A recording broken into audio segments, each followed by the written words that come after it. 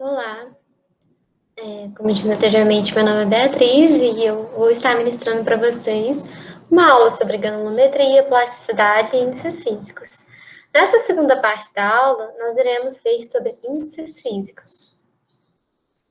Primeiramente, é importante nós relembrarmos alguns conceitos, principalmente que o solo ele pode ser aproximado ao modelo trifásico quando não saturado.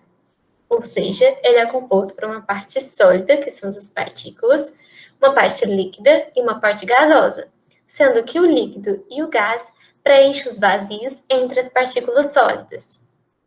Assim sendo, os índices físicos, eles podem ser definidos como grandezas que expressam as proporções entre pesos ou massas e volumes em que ocorrem as três fases presentes numa estrutura de solo, ou seja, ar, água e sólidos, partículas sólidas. Como os índices físicos são relações entre pesos ou massas e volumes, é importante definir os pesos e os volumes presentes no solo. Primeiramente, com relação aos pesos. Sempre ao se tratar de pesos, nós iremos utilizar a letra W maiúsculo. O ar, ele tem um peso aproximado de zero. Assim sendo, quando tratamos de peso do solo, nós desconsideramos a existência do ar. Nestes casos, o peso total do solo, que é W maiúsculo apenas, vai ser igual ao somatório do peso da água, que é referido como W maiúsculo subíndice W, mais o peso das partículas sólidas, que é referido como W maiúsculo subíndice S. Assim sendo, W é igual a WS mais WW.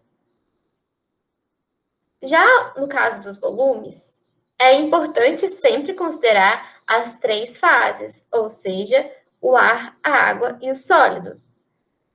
O ar, ele ocupa um volume mesmo não tendo um peso. Assim sendo, seu volume é referido pela sigla V subíndice A.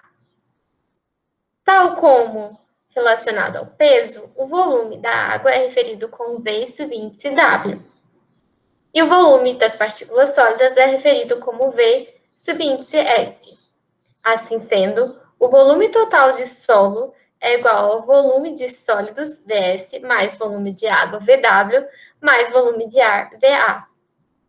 Porém, é importante lembrar que a água e o ar, eles ocupam os vazios entre as partículas sólidas. Nesse caso, o volume de vazios vai ser igual ao somatório do volume da água mais o volume de ar, ou seja, VV é igual a VW mais VA. Quais são os índices físicos que iremos estudar aqui? Teor de umidade, índice de vazios, porosidade, grau de saturação, peso específico do solo úmido, ou também chamado de peso específico natural do solo, peso específico das partículas sólidas, peso específico do solo seco, ou também chamado de peso específico aparente seco, peso específico do solo saturado, peso específico do solo submerso e densidade das partículas sólidas. O teor de umidade ele também pode ser referido como W minúsculo, e é a relação expressa em porcentagem entre o peso da água e o peso dos sólidos. Assim sendo, W minúsculo é igual ao W maiúsculo subíndice W sobre W maiúsculo subíndice S vezes 100, ou seja, peso da água dividido pelo peso das partículas sólidas vezes 100. Lembrando que a unidade do teor de umidade é porcentagem, e esse valor pode atingir, sim, valores maiores que 100%, como, por exemplo, nos solos orgânicos, em que a gente tem um solo, geralmente com uma coloração mais escura, certo? Tem um odor bem característico e ele é bem úmido.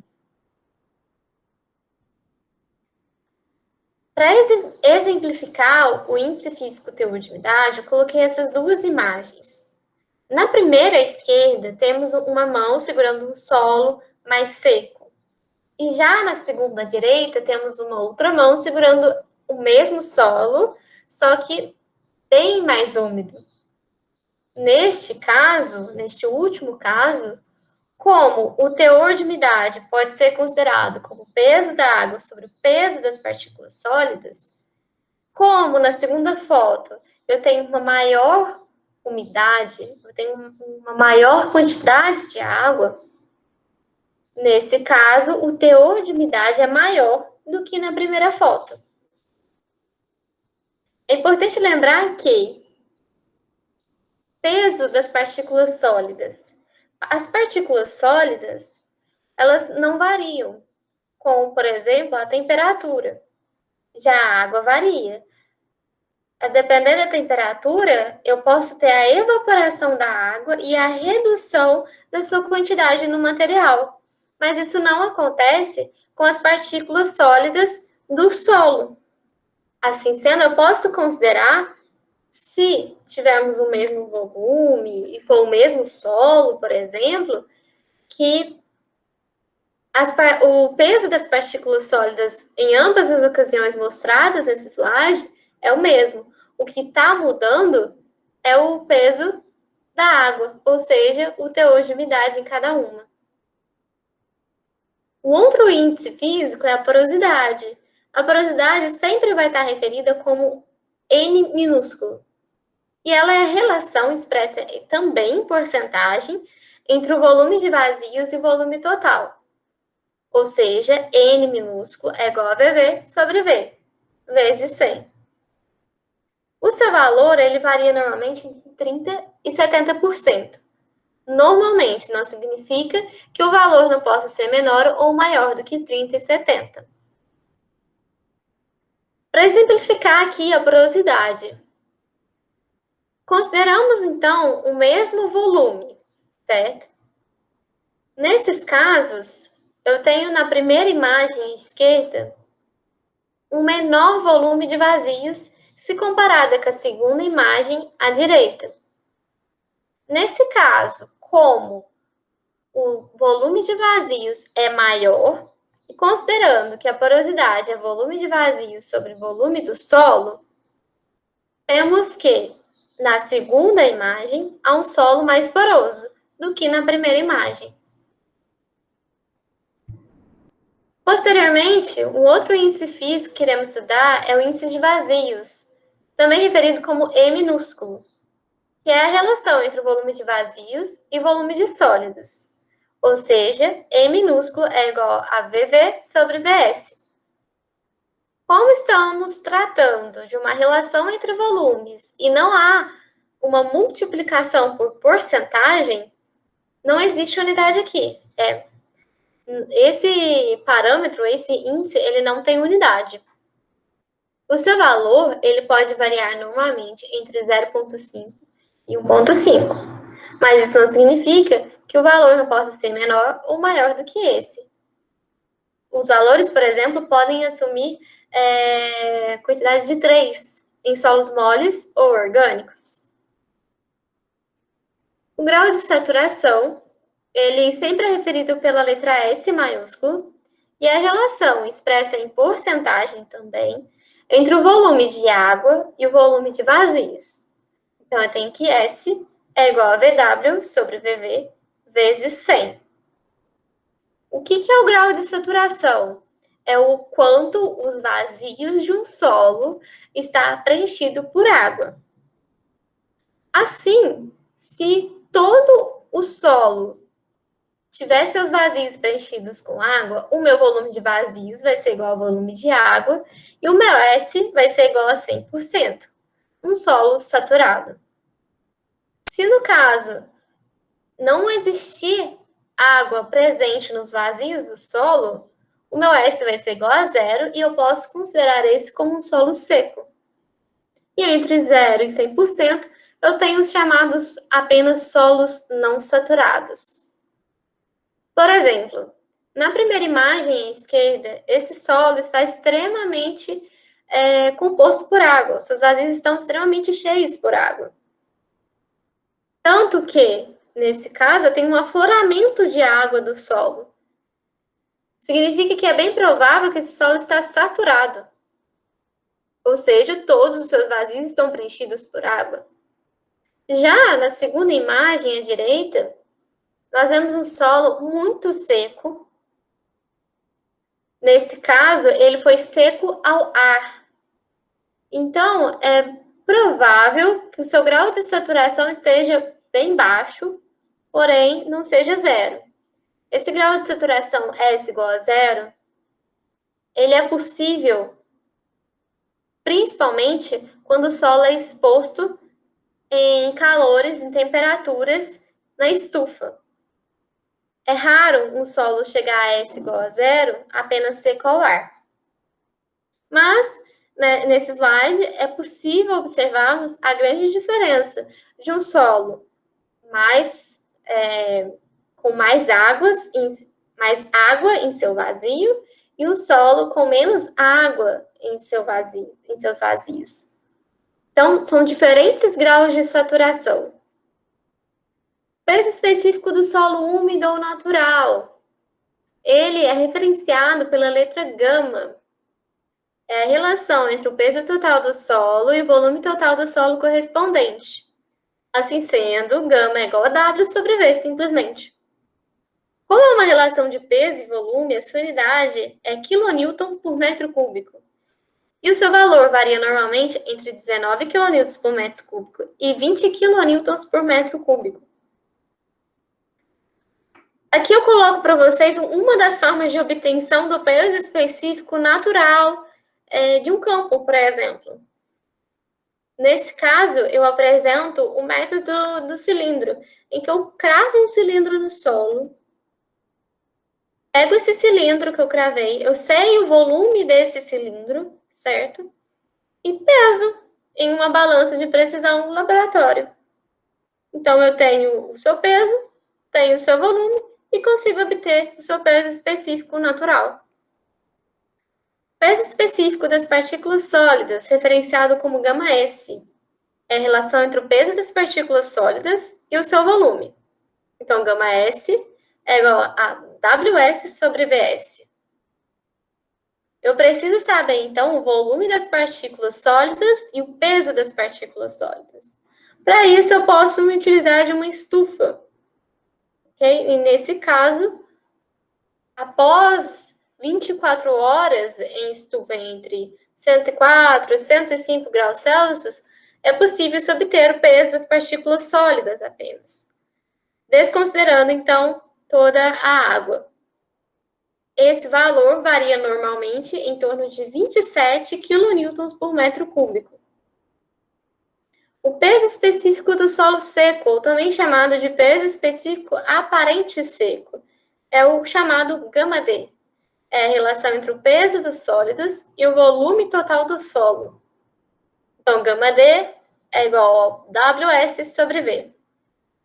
Esse valor varia normalmente entre 13 kN por metro cúbico e 19 kN por metro cúbico. Não significa que ele não possa atingir valores diferentes desse intervalo. O peso específico do solo saturado corresponde ao peso específico do solo na condição de saturação, ou seja, o S igual a 100%. Nesse caso, o γsat, aqui chamado, é igual a WSat, que é o peso do solo saturado, dividido pelo seu volume total. Normalmente, é da ordem de 20 kN por metro cúbico. Por fim, o peso específico do solo submerso, chamado de γsub, ele corresponde ao peso específico do solo quando submerso, e é obtido por uma conta simples, que é γsub igual ao γsat menos o γ da água. Normalmente, ele é da ordem de 10 kN por metro cúbico. E, por último, a densidade das partículas sólidas, aqui chamada de GS. É a relação entre o peso específico das partículas sólidas e o peso específico da água. Ou seja, GS é igual a γS sobre γW. É importante lembrar que o γW ele é aproximadamente 9,8 kN por metro cúbico. Esse é um valor fixo, ele não se altera. E também é importante notar que Podemos tratar de peso específico, como dito anteriormente, por todos os outros índices físicos passados, mas também podemos tratar de massa específica, chamada de ρ. A massa específica, ela é a massa dividido pelo volume, e não mais o peso dividido pelo volume. Essa é a única diferença. Ou seja, um é multiplicado pela gravidade e o outro não. Então, vocês podem estar escutando esses dois termos, massa específica e peso específico. Mas essa é a única diferença. Um resuminho aqui para vocês, para quando forem utilizar os índices físicos, consultar. É um resuminho das fórmulas, muito fácil de consultar, e você conhecendo os conceitos do que é cada índice físico, também fica muito fácil você saber qual fórmula utilizar, qual equação utilizar. Não precisa ficar decorando daí. Existem correlações entre os índices físicos. Por exemplo, eu posso ter apenas o meu gama D e a minha umidade, mas eu quero saber o P específico natural, ou seja, o meu gama. Como é que eu faço? Eu utilizo uma correlação. Por exemplo, que gama é igual a gama D vezes 1 mais W, ou seja, 1 mais teor de umidade.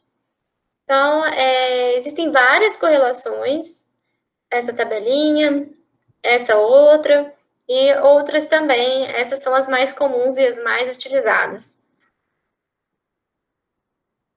Mas por que vocês têm que saber dos índices físicos? Qual que é a aplicação na arquitetura e urbanismo? Existem várias, como, por exemplo, nortear a tomada de decisão para utilização ou não de material pétreo como revestimento.